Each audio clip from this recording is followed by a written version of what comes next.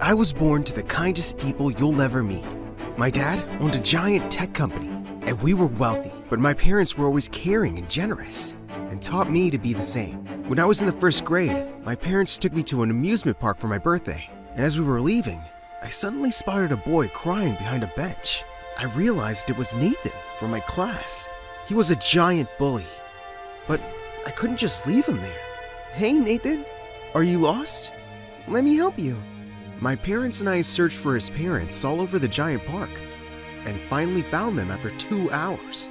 And it turned out that Nathan's dad was my dad's biggest business rival. His parents didn't even thank us and just took him away. Rude. I thought after what happened though, maybe Nathan and I could be friends.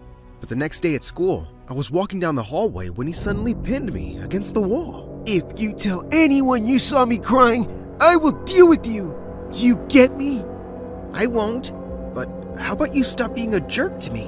Why? I still don't like your face. He pulled my bag and threw it across the hall, sending my things flying everywhere as he laughed and ran away. And things never got better. He kept being a jerk, and my revenge was beating him in both studies and sports.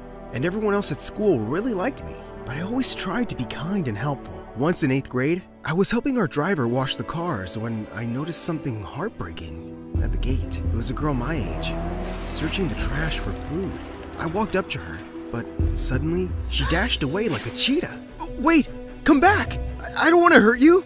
But she was so fast, I couldn't keep up. We have lots of food in the house, even cakes.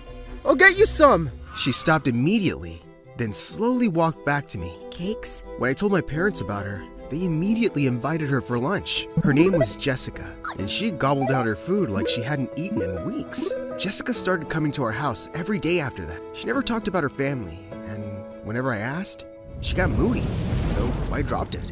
One day, we were having lunch when we heard a loud knock on the door, and seconds later, a huge man barged into the dining room. Jessica, it's time to go home. Hey, I don't know who you are, but it looks like she doesn't want to go with you. I'm her father, and I don't need your charity. Stay away from my child. Jessica, we're leaving, now!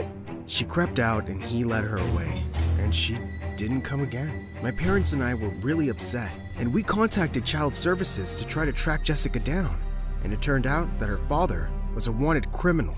He was arrested soon after that and was sent to jail, while Jessica ended up with some nice foster parents, who even enrolled her in my school. Hey, I'm really sorry about your dad.